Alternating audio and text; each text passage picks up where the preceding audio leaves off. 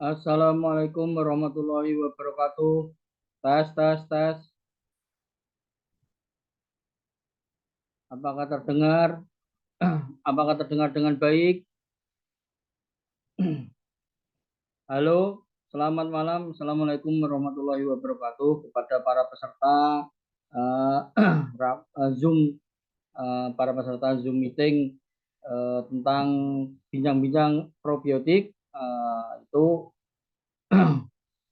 dimohon mengkonfirmasi ya, apakah terdengar dengan baik. Kualitas suaranya apakah terdengar dengan baik? Halo, boleh merespon, silakan.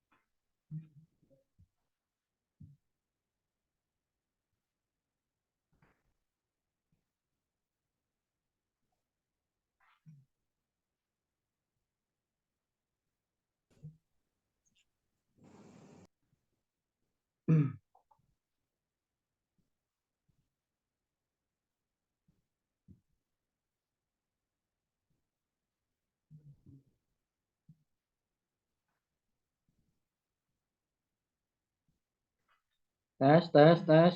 Halo, halo. Dicoba apakah terdengar dengan baik?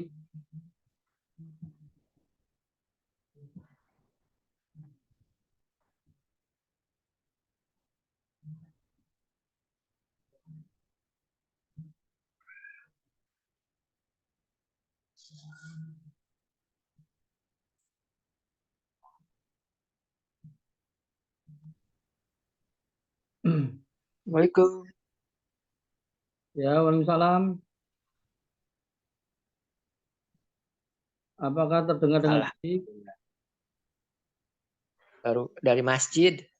Terima Dengan kasih siapa, udah bisa nyambung. dengan siapa ini, Pak? Kang Ajat, Oh Pak iya. Ade Derajat. Eh, Bagaimana ini awal awal apa? Zoom ya? Apakah terdengar dengan baik kualitasnya, Pak? Bang Ajat, Bang Ajat. Alhamdulillah jelas.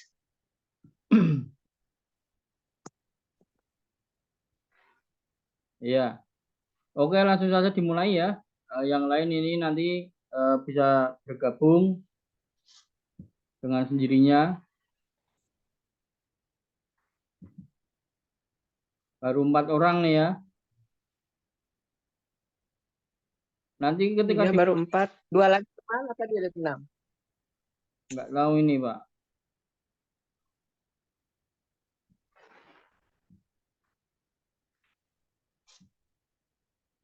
Iya nih hilang nih, yang 2 hilang udah. Mungkin masih di perjalanan kayaknya, seliburan. Iya, nggak apa-apa lah. Ya, ini direkam kok. Tadinya langsung dimulai penjelasannya juga nggak apa-apa. Karena memang direkam. Oke. Bang Ajar nih, saya manggil Abang aja dah ya. Abang sudah Ya Kang Ajat, materinya belum, Bang? baru sebagian Oh, karena baru. belum ini bacanya belum belum semua. Kadang Oh, bukannya nggak aktif tiap hari, makanya ya, ya, sering ya. Oke, ketinggalan. oke, enggak apa-apa. Bukan Iya, mahasiswa. Ini juga iya, bukan kelasnya mahasiswa, jadi santai aja, semua santai. Ya, iya, iya. Terima kasih, Lim saya. sama-sama.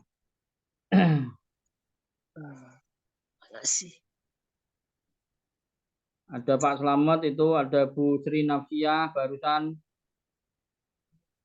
Yang lainnya hilang dari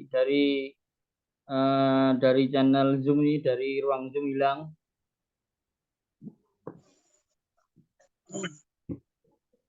Apakah sudah masuk tapi apa ditinggal bikin kopi barangkali ya ini ya.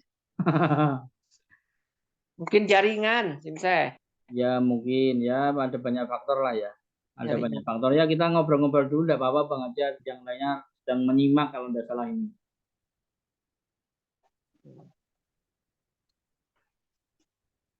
Bang Ajat, mohon maaf Bang Ajat, Ya.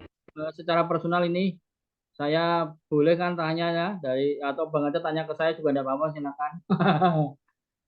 Bang Ajat di setiap Oh, ini masih aktif kerja atau sudah total terapi? Mak. Terapi apa, Mak? Ya Dokter? barangkali namanya terapis atau belum jadi terapis. Oh, kalau sih belajar hanya belajar aja, tapi jarang Oh, dipraktekin, oh Master. gitu. Ya ya Jadi ya ya. apa ya sifatnya untuk pengetahuan aja. Terus karena kebetulan Hmm. kan saya di bidang pendidikan, kalau saya kan berkecimpungnya. Itu. Oh Jadi mungkin gitu. ketika ada ya ketika diperlukan temporer aja Oh, penggunaan. Bahkan saya pengguna terapis yang lain, so yang saya lakukan adalah bekam. oh gitu. Bekam Ya gitu, ya ya ya. bekam Oke oke gitu. oke. Saya penikmat dan peminat bekam itu tiap bulan, tiap Iya iya. tanggal sunnah. Cuma bulan ini Iya. belum, belum. Tadinya mau hari tadi sore, cuma keburu itu. Ya oke. Jadi sebenarnya terapi kalau kita bicara terapis ya Pak, kalau kita bicara terapis, Ya. terapis itu tidak bisa menggunakan satu metode terapi saja. Ya, terapis itu harus sinergi. Pengobatan itu harus sinergi, pengobatan itu harus holistik. Ya, seperti itulah. Holistik itu apa? Sebenarnya holistik itu keseluruhan.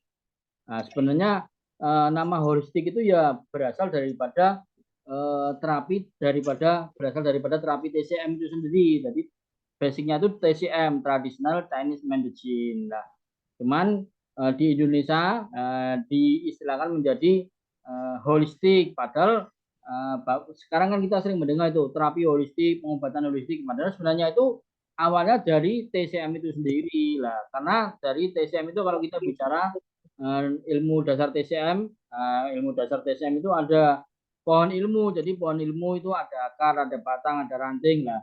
Di rantingnya itu ada nanti pengobatan bekam, ada pengobatan pijat, ada pengobatan apalagi tuina, ada pengobatan guasa, ada pengobatan akupunktur, ya, no? Terus ada lagi apa? Ada Ya. pengobatan apa namanya? Ada pengobatan nutrisi, ada pengobatan herbal, ada pengobatan moksabusi, moksabusi. Jadi apa namanya? Pasien itu dihangati, ada pengobatan uap air panas, nah, seperti itu. Itu kan sekarang pada saat uap air panas itu kita tidak memperhitungkan, tapi ketika kemarin ada wabah corona, nah itu ada beberapa memberikan pelayanan uap air panas dengan kita hidup-hidup. Jadi air panas yang diseduh atau dipanaskan dengan berbagai macam komposisi obat herbal, kemudian kita hirup-hirup ya itulah seperti itu. Seumpama kita bikin kamar kecil ukuran 1 meter 1 meter, kemudian kita pakai terapi, bikin pelayanan terapi mandi uap pun tidak apa-apa. Itu bagian daripada layanan terapi dan bagian daripada holistik itu sendiri. Jadi holistik itu ya awalnya dari TCM itu, cuman kadangkala ada beberapa orang ya yang tidak suka menggunakan istilah TCM, tidak suka menggunakan TCM, makanya lebih menasional namanya diganti dengan nama holistik. Nah, salah satunya adalah sekarang yang lagi viral, yang lagi ya bukan viral ya, intinya lagi mendunia lah, memasyarakat itu adalah pengobatan apa probiotik. Probiotik itu apa? Probiotik itu berasal daripada bakteri baik, bakteri mikrobiota yang hidup karena bagaimanapun juga bakteri itu ada dua baik dan jelek, menguntungkan dan merugikan. Nah, itu seperti itu. Nah, konsepnya berarti apa? Kembali ke TCM juga, konsep yin dan yang loh. Bakteri itu Ada yang baik, ada yang jelek. Ada yang kita ketika dimakan kita menjadi sehat. Nah, ada yang ketika kemakan kita menjadi apa keracunan seperti keracunan. Nah, ada yang muntah-muntah, ada yang apa namanya bahkan masuk rumah sakit kan seperti itu. Nah, begitu. Nah, jadi probiotik di sini, kemudian probiotik itu pure bakteri baik, itu ada ditemukan di cairan lendir kita seperti apa namanya air ludah, kemudian ingus, kemudian eh, kelamin perempuan barangkali atau di perut kita, di pencernaan kita, lambung, usus, usus besar itu ada semua probiotiknya. Jadi probiotik itu mikrobiota atau apa ya makhluk terkecil yang ternyata tubuh kita sebagai manusia itu ternyata tubuh kita itu banyak bakterinya seperti itu. Bahkan di luaran pun juga banyak bakteri. Di udara banyak bakteri, dimanapun banyak bakteri. Nah, di sini kita belajar mengenal yang namanya probiotik. Nah, jadi di materi sudah banyak dijelaskan apa itu probiotik, apa itu prebiotik, apa itu simbiotik. Nah, jadi di sini kita sebenarnya pengen melakukan pertemuan saja secara visual. Saya menjelaskan sedikit sesederhana yang bisa saya sederhanakan. Kemudian para peserta boleh bertanya. Barangkali ada yang kurang jelas, barangkali ada yang masih tidak paham barangkali atau tanya-tanya apa pengobatan apa lah itu ada apakah ada hubungannya dengan nutrisi TCM karena kan saya buka kelas pelatihan juga nutrisi TCM. Oh, ada. Kalau nggak ada eh, nggak akan saya eh, jawab. Pasti jawaban saya oh nggak ada padahal itu ada. Jadi kenapa bisa ada? Nah, salah satu daripada eh, manfaat atau peran probiotik itu adalah bagus untuk meningkatkan penyerapan gizi. Ya, seperti itu. Jadi makanan kita yang kita makan itu umpama yang mahal-mahal, yang bergizi, ya kan, daging, sayur yang kelasnya apa namanya, yang kelasnya mahal lah ya, yang kelasnya organik, yang kelasnya dijual apa namanya, dijual standar standar atas lah ya standar atas. Nah, tapi kalau penyerapan nutrisi yang makanan yang kita makan berkurang, tentu kan bisa menjadi mubazir kan begitu. Nah, makanya terus kita tambahi kita masukkan asupan probiotik ke dalam tubuh kita supaya penyerapan nutrisi yang kita makan itu menjadi optimal. Ya, gitu loh Pak. Sekarang kan banyak orang ya sekarang kan kasus seperti stunting ya kasus stunting atau pertumbuhan tidak normal anak-anak ya toh. Ada yang kuntet ada yang susah bicara macam-macam lah ya ada yang ya banyak banyak macam kalau dijelaskan baik secara apa medis ataupun tradisional. Nah, karena apa? Ketika kita kasih makan nutrisi tidak diserap dengan baik sehingga anak ini kekurangan gizi ya seperti itu. Jadi sehingga apa? Di dalam probiotik itu salah satunya memiliki peran apa? Membantu meningkatkan absorpsi makanan atau gizi atau nutrisi makanan. Nah, jadi penyerapan makannya itu lebih baik, lebih bagus. Nah, jadi yang tadinya kurang darah ketika makan sudah dikasih kurma loh, tapi kok enggak sehat-sehat, enggak ada kemajuan karena memang kemungkinan terjadi penyerapan nutrisi kurmanya yang tidak optimal. Nah, seperti itu mungkin di tubuh kita itu kekurangan probiotik, kekurangan bakteri baik karena apa yang saya sampaikan itu sudah melakukan riset, sudah melalui riset dan penelitian khususnya eh, basic daripada yang saya pelajari dari UGM karena memang UGM itu salah satu universitas yang bertaraf internasional kelasnya baik kualitasnya standarnya baik ya.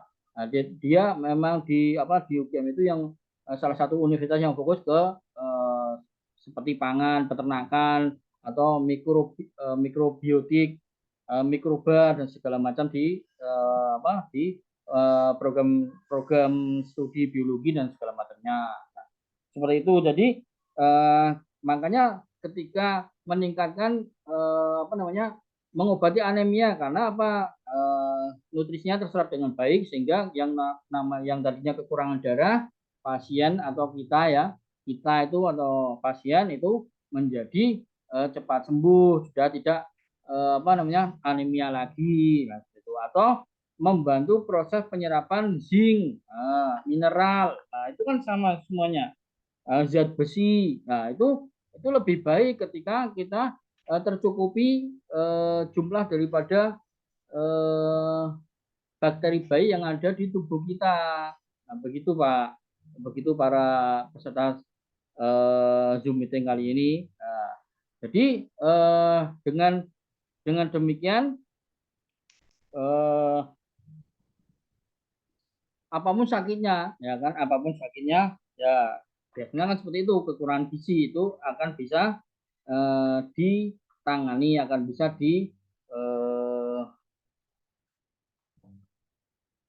diatasi lah, seperti itulah ya, akan bisa diatasi. Oke, jadi ada peranan penting terhadap urusan masalah gizi dan nutrisi. Nah, seperti itu. Ada peranan penting untuk di dalam urusan gizi dan nutrisi. Jadi penyerapan mineralnya bagus, jadi penyerapan zat besinya bagus, penyerapan zinc dan lain-lain sebagainya. Seperti itu. Selanjutnya adalah probiotik itu memiliki peran yang baik untuk kesehatan. Jadi memiliki peran yang baik untuk kesehatan itu apa? Probiotik itu meningkatkan fungsi daripada kesehatan ataupun kesehatan daripada saluran ternak. Saluran ternak itu apa? Ya, saluran ternak itu ya dari mulut, tenggorokan, kerongkongan ya, mohon maaf, kemudian lambung, kemudian usus 12 jari, usus kecil, kemudian usus besar, akhirnya dibuang, jadi sisa metabolisme makanan. Kemudian kalau saluran cernanya bagus, sehat kan tentu sehat, sehingga tidak asam lambung lagi, sehingga tidak infeksi, iritasi ya seperti itu ya. Nah, jadi mengobati bagus untuk kesehatan saluran pencernaan. Nah, selanjutnya adalah probiotik itu berperan baik untuk di dalam menurunkan kadar kolesterol jahat di dalam tubuh. Nah, itu ada beberapa ditulisan di materi kan ya, itu ada. Jadi ada penelitiannya, ada penelitian secara ilmiah, tentunya ada laporan-laporannya dan segala macamnya, ada jurnalnya, seperti itu. Jadi dengan banyak minum probiotik itu menurunkan kadar kolesterol yang di dalam darah manusia, seperti itu. Selanjutnya adalah probiotik itu, peran probiotik adalah baik dan bagus untuk sistem kekebalan tubuh, imunitas kita itu menjadi baik, menjadi kuat. Nah, itu kan. Jadi akhirnya tidak mudah sakit, akhirnya tidak mudah, ya tidak ringkih lah, tidak ringkih, tidak prak-prak. Nah, karena kekebalan tubuh kita, imunitas kita cukup bagus, cukup baik.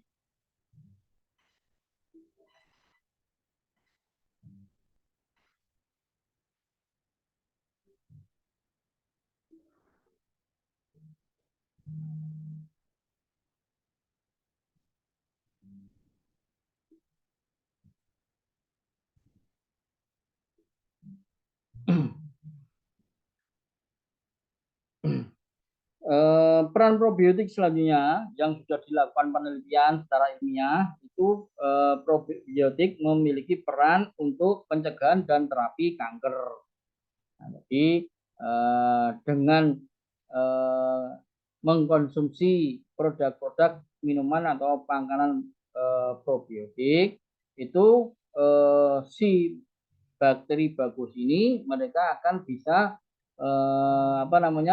melawan sel-sel kanker yang ada di tubuh manusia.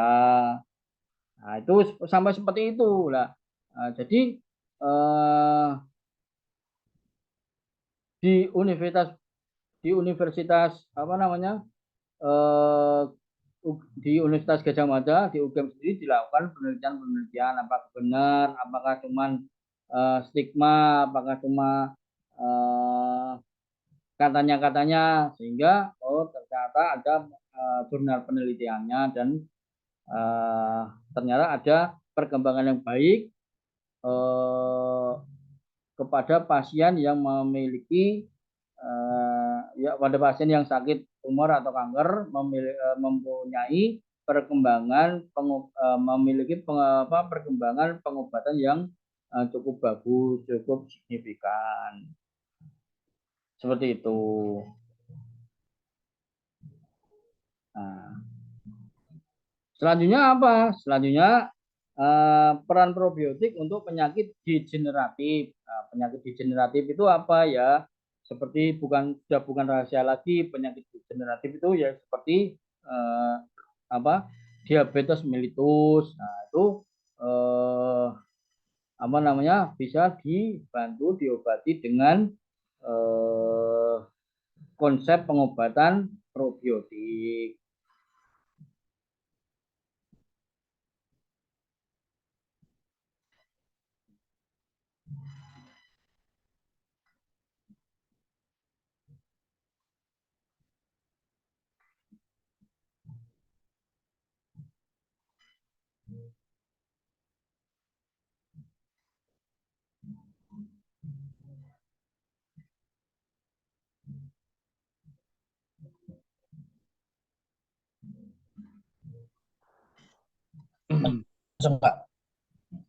Ya, ada yang mau tanya?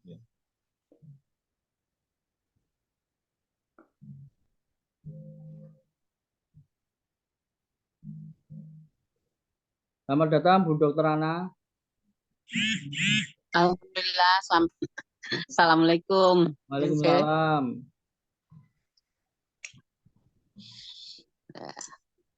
Masya Allah.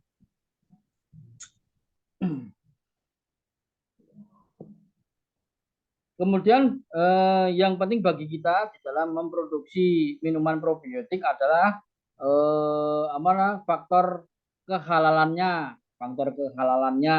Jadi bagaimana probiotik itu menjadi halal dan menjadi haram. Jadi kita sebagai seorang yang muslim ya, bagi kawan-kawan saudara-saudara yang non muslim sih tidak masalah, silakan bebas lah. Kita sebagai yang muslim ini kita harus tetap di dalam bingkai peraturan agama sehingga biar kita tidak keluar, biar kita tidak melakukan pelanggaran aturan agama. Contohnya pertama itu bahannya itu harus yang halal ya, itu sehingga bisa menjadi probiotiknya halal sebenarnya. Tapi kalau bahannya dari bahan yang haram menjadi haram, menjadi haram bahannya. Kemudian yang menjadi acuan pertama bahannya. Kalau bahannya asal usulnya bahannya yang halal enggak masalah, tetap halal kan seperti itu. Umpama daun-daunan, rimang-rimangan, buah-buahan kalau yang halal pasti menjadi probiotiknya tetap menjadi halal. Nah, sedangkan kalau yang haram ya menjadi haram, akhirnya seperti itu. Haram apa? Ya bisa saja memproses probiotik dari hewan-hewan yang diharamkan, seperti itu ya toh. Nah, itu tidak diperkenankan untuk dikonsumsi. Selanjutnya adalah acuan yang kedua adalah tingkat alkoholnya. Nah, jadi tingkat alkoholnya kalau mengandung alkohol Nah, jenengan nanti bisa ketika sudah melakukan produksi, nah itu tolong dijaga hati-hati untuk dilakukan pengecekan tingkat alkoholnya. Meskipun sedikit pun itu alkohol haram, meskipun sedikit, katakanlah 1%. Nah, itu meskipun sedikit 1%, minuman yang jenengan buat itu tetap menjadi haram, tetap menjadi haram. Nah, tidak bisa diperdebatkan. Jadi cuma sedikit kok. Nah, terus bagaimana? Nah, terus ya harus zero alkohol, non alkohol, baru minuman itu dikatakan halal untuk kita untuk kita nikmati, untuk kita konsumsi. Nah, seperti itulah. Kalau kalau di apa kalau di luaran itu ada alkoholnya 3% atau bahkan 5%, itu kok boleh dijual, ya itu bukan urusan kita ya, bukan urusan kita. Iya. Bukan urusan kita, itu urusan pemerintah loh. Pemerintah kalau diperbolehkan boleh beredar, itu juga bukan urusan kita. Kita tidak perlu ngurusi seperti itu. Nah, jadi ya, kalau kita tahu bahwa itu ada alkoholnya, ya tidak usah kita beli, tidak usah kita minum, tidak usah kita konsumsi. Oke, seperti itulah ya. Jadi konsepnya kalau tetap sama dengan konsumsi produk-produk yang lainnya, produk-produk makanan atau herbal yang lainnya. Seperti itu. Ginseng itu halal apa haram? Ya, ginseng itu halal. Nah, tapi kalau kita tidak tahu, ginseng itu dikirim dari Cina, itu direndam dengan arak, sehingga itu datang ke Indonesia menjadi haram. Hati-hati beli ginseng. Nah. Beli ginseng hati-hati kan. Kalau yang dari Cina tuh direndam pakai arak. Oh, ada arak. Ya, karena kalau nggak direndam pakai arak, nah, itu masih segar. Dari sana tuh direndam. Bisa busuk sampai ke sini. Nah, terus bagaimana kalau pengalaman saya, kita beli yang kering. Ya, tapi memang bukan sedikit, pasti lebih mahal karena kering, bobotnya pun juga ringan. Tapi tidak apa-apa, kering itu akan menjadi aman untuk kehalalannya, dan kering sampai ke Indonesia aman. Nah, itu apa namanya? Suntik ya. Bisa kita konsumsi, kita bisa produksi buat segala macam lah, buat obat atau apa dan segala macamnya.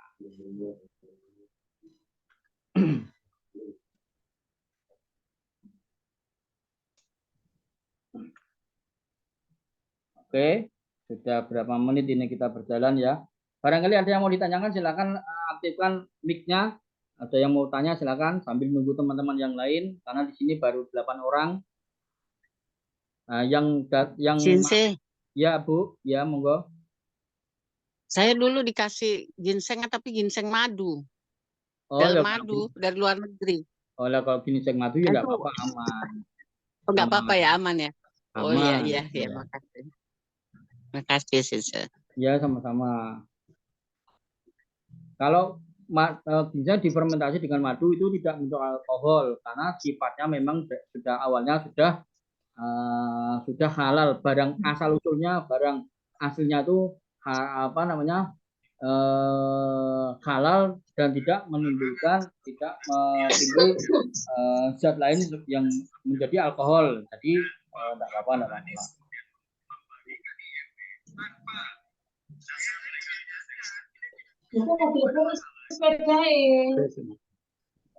Jadi bagi yang terlambat masuk ya, kita coba rekam. Jadi nanti kita yang terlambat masuk ya dari awal insya Allah tidak akan berjalan materinya ya. Jadi sebenarnya bukan materi, karena materi itu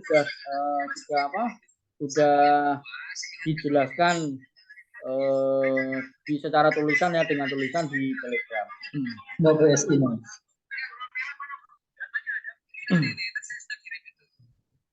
Ada yang mau tanya lagi barangkali? Hari ini, malam ini. Enggak, kayaknya ulangan. Mengenai apa tuh? Yang mengenai itu lumpang.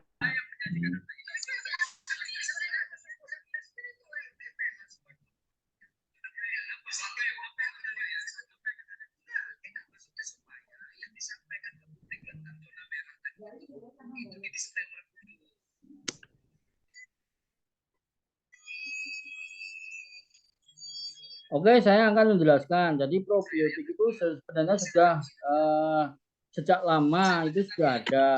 Jadi probiotik sama prosesnya fermentasi. Jadi semua yang sudah pernah ikut kelas fermentasi saya, berarti semuanya itu makan yang difermentasi itu ada probiotiknya menjadi minuman probiotik. Oke. Nah, kenapa minuman probiotik bisa menjadi brand sendiri sehingga seperti terlepas daripada minuman fermentasi? Sebenarnya sama. Kalau dalam kitab Tibu Nabawi itu minuman yang diperam atau minuman yang dibacem. Nah, seperti itu. Nah, bedanya sekarang itu karena sudah lebih maju, maka muncullah probiotik siklus. Probiotik siklus itu adalah kumpulan daripada strain bakteri yang sangat kuat berjumlah ribuan. Mereka membuat membentuk koloni yang sangat kuat. Jadi ketika bercampur dengan bakteri lain yang jahat, seperti ketika ketemu dengan bakteri lain yang jahat, yang perusak, itu bakteri yang jahat itu akan dibunuh karena tidak seirama, tidak sefrekuensi, tidak akan dibunuh dan akan mati tidak bisa hidup di koloni daripada probiotik siklus tersebut. Nah, ini yang unik karena sehingga ini probiotik siklus ini ditemukan atau dimunculkan atau digagas oleh Bapak Probiotik Indonesia Profesor Sukardi. Jadi intinya ketika kita membuat suatu minuman fermentasi kemudian diberi sedikit starter bakteri probiotik tadi, sehingga itu kita sebut minuman probiotik. Cuman itu toh sebenarnya. Nah, cuman di tempat lain itu tidak seringnya kalau yang namanya sudah seperti itu, sudah terkenal, sudah viral itu ya dirahasiakan konsepnya. Pokoknya dibikin produk, dijual, kemudian dirahasiakan. Nah, ada beberapa calon peserta pelatihan tanya, nanti bikin ini enggak, bikin minyak ini enggak, bikin minuman ini enggak? Ya enggak lah, ngapain? Nanti kalau kita kasih tahu bikin itu caranya begini-begini, ya saya bisa dikasuskan atau saya etikanya kurang baik terhadap produk orang kan seperti itu. Tapi dengan jenengan belajar, pertama fermentasi dulu, kemudian probiotik, jenengan akan tahu. Jadi minuman fermentasi itu ada probiotiknya tapi tidak kuat, karena tidak diberi starter probiotik siklus yang kuat, bakterinya yang kuat karena terdiri dari ribuan strain. Begitu ribuan suku-suku bakteri itu buahnya, sehingga sangat kuat dan minumannya itu lebih meledak-ledak karena memang bakterinya sangat kuat. Nah, sehingga tidak bisa dari bibit jadi jadi starter, terus starter jadi minuman olahan yang berikutnya baru bisa digunakan. Karena kalau enggak itu akan menjadi itu jadinya satu doang. Itu nggak jadi cikokol, maksudnya ternyata cikokol, Ustaz. Nah, itu akan kurang bermanfaat. Nah, seperti itu. Nah, jadi sama sebenarnya konsepnya, teman. Ketika kita membranding nama probiotik, minuman probiotik. Jam berapa sih? Udahan, Ustaz? Mama Bapak Ibu membuat rendaman peraman daripada buah anggur atau cuka apel ya, atau apel gitu ya. Atau buah apalah, nanas. Nah, terus sari buah kan begitu saja diminum. Itu ada probiotiknya, tapi berbeda ketika diberi starter probiotik siklus sehingga bisa dijual dengan nama minuman probiotik. Nah, itu loh. Cuman seperti itu toh. Jadi nanti saya berikan video bagaimana caranya membuat starter. Starter itu starter itu kalau sudah jadi, Bapak Ibu mau bikin minuman probiotik itu ya umpama mau bikin 10 liter Nah, itu setiap 1 liternya dikasih cuma 2, 3, atau 4 sendok. Nah, nanti bakterinya bisa aktif dengan sendirinya.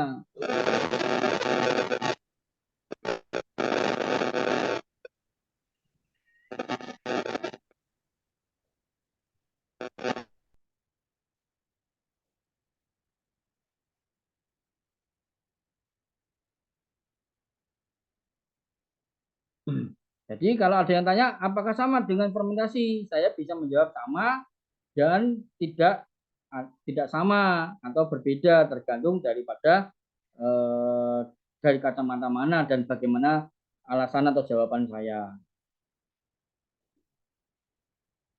Sudah jelas? Mungkin yang belum pernah ikut kelas fermentasi sedikit agak bingung barangkali. Tapi insya Allah ya sebagian daripada peserta itu bergabung di kelas fermentasi saya sih. Yogurt itu apa? Yogurt itu juga probiotik. Kefir itu apa? Kefir itu juga probiotik. Nah, tapi probiotik yang susu kefir yang diproduksi, yang dibuat daripada grain kefir, bakteri daripada grain kefir itu lebih bagus diproduksi dengan probiotik siklus karena itu tadi karena bakterinya lebih kuat, bakterinya terdiri dari ribuan strain. Nah, kalau yogurt itu kan berapa paling 6 atau kefir itu paling tidak sampai 20 bakteri. Nah, sedangkan kalau probiotik siklus itu ada mungkin 10.000 bakteri, 10.000 strain. Nah, jadi bakteri itu namanya banyak sehingga ada beberapa jenis bakteri baik ya yang memang kuat, sangat kuat, bahkan dipanasi sampai 100 derajat, 150 derajat itu tidak mati bakterinya. Nah, ketika setelah dipanasi sampai 300 derajat baru mati. Nah, jadi yang jenis Thermopil itu kuatnya sampai seperti itu. Nah, ketika bakteri yang kita buat dengan cara fermentasi tanpa tambahan starter, kuatkah hidup di lambung kita? Kuatkah hidup di kolon kita, di usus besar kita? Belum tentu kuat.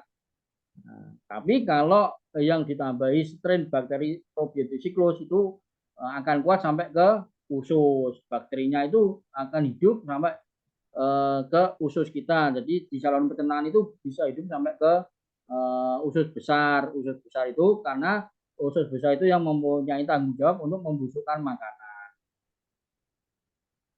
Begitu ya. Jadi kayaknya waktunya sudah hampir selesai. Nah, nanti Satu lagi nanya, Gente. Ya, ya. Saya suka pernah lihat itu baca ada yang iklanin minuman probiotik begitu. Itu apa bisa dipertanggungjawabkan ya itu? Ya, jadi begini Bu. Kalau urusan seperti itu, apakah orangnya mau membuat sertifikasi di lab, apakah ada izin BPOM-nya, itu baru bisa dipertanggungjawabkan. Tapi kalau tidak, ya kemungkinan tanda tanya gitu aja. Soal keamanannya, karena kan itu harus diperiksa apakah mengandung timbal, apakah mengandung debu dan segala macam seperti itu. Ya, kalau untuk konsumsi kita sendiri sih tidak masalah. Oh gitu, itu Ya, aman. Asal badan kita enak, kemudian kita bikin lagi, karena ada masalah. Tapi kalau dijual lagi, kan harus ada pertanggungjawaban secara lebih inilah ya, lebih tidak sekedar untuk dikonsumsi sendiri. Karena kan itu yang bakteri iklannya baik. Saya minum 2. Bagaimana Pak? Yang iklannya saya minum 2 itu baik berarti ya, Sim saya? Iklannya saya minum 2 maksudnya bagaimana? Iklan produk probiotik yang jargonnya itu saya minum 2. Saya nggak tahu. Pokoknya kalau sudah ada izin BPOM-nya Pak, ya itu sudah termasuk aman lah seperti itu. Jadi acuannya BPOM